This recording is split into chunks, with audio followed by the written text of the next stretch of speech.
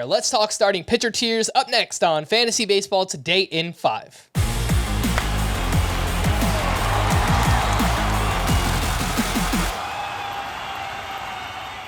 Welcome into FBT in 5. Today is Thursday, February 2nd. I am Frank Sample, joined by Scott White.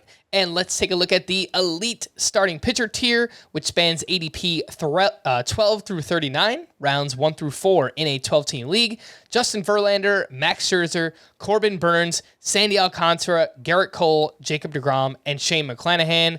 Scott, maybe we just really like old pitchers. I don't know what it is, but Verlander with an ADP of 38.7 and Scherzer with an ADP of 42.7 are screaming values right now for me.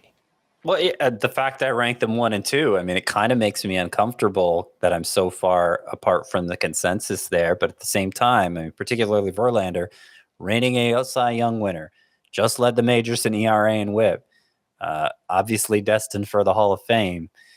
So, like, should I really be ashamed to have that guy number 1? I it's kind of a jokey saying maybe we just like old guys. I kind of do like old guys at this position in particular. Like I see it as a more of a benefit than a hindrance, because we have this long track record of them accumulating innings in a way I don't trust younger pitchers to do. And so like that's half the battle when you're talking about an ace, especially. Half the battle is making sure the volume is there, and then the other half, of course, is effectiveness. But I don't. We haven't seen a loss of effectiveness from Verlander or Scherzer either. So, I could understand ranking Corbin Burnes ahead of him coming off his first 200 inning season, Sandy Alcantara with the big workload. But I like Verlander and Scherzer just as much, if not more. The near elite tier spans ADP 32 through 70, rounds 3 through 6, and includes Brandon Woodruff, Zach Wheeler, Aaron Nola, Carlos Rodon, Shane Bieber, Alek Manoah, Spencer Strider, Dylan Cease, Shohei Ohtani, Julio Urias, Max Fried, Yu Darvish, Luis Castillo, Zach Gallen, and Kevin Gausman.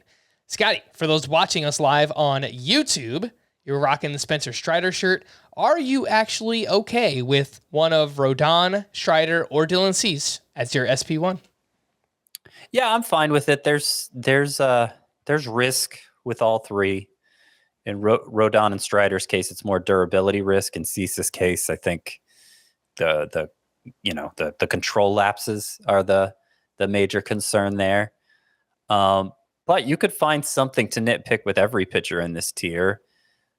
Ultimately, though, I think they're more or less aces, and I'd be happy if the price is right. The way tiers work, obviously, I'm probably not jumping in and grabbing the first guy taken from this tier, so I have to settle for the pitcher or two who everybody else passes over. And I find it's not often Carlos Rodon, Spencer Strider, or Dylan Cease. It's more often like Shane Bieber or Alek Manoah, Max Fried, somebody like that. But one of our recent mock drafts, I did draft Dylan Cease as my first starting pitcher. Next round, I came in with Max Fried as my number 2 pitcher. I think those two pair nicely. And it wasn't a huge cost investment. So it's part of the reason why I feel like starting pitchers deep this year. Yeah, both were good values. I think it was either rounds 4 and 5 or rounds 5 and 6. So either way, it's, they were good values when you got each of those pitchers. The next best things tier spans ADP 67 through 129, and that's rounds 6 through 11. So the middle part of the draft: Framber Valdez, Joe Musgrove, Robbie Ray, Cristian Javier, Triston McKenzie, Clayton Kershaw, Tyler Glasnow, Logan Gilbert, Logan Webb, Blake Snell, Kyle Wright, Lance Lynn, George Kirby, Luis Severino, and Nestor Cortez. 2 names I want to focus on here, Scotty. Both of them broke out last season. Cristian Javier, 11.7 K per 9. That was 3rd best. And Triston McKenzie always had the talent, finally stayed healthy. Career high 13% swinging strike rate for him. Who do you like more between those two, Javier and McKenzie? Yeah, so even though the ADP is similar, I think they're further apart. At least in my mind, they're further apart than that. I noticed I ranked them back to back too, but I like Cristian Javier more.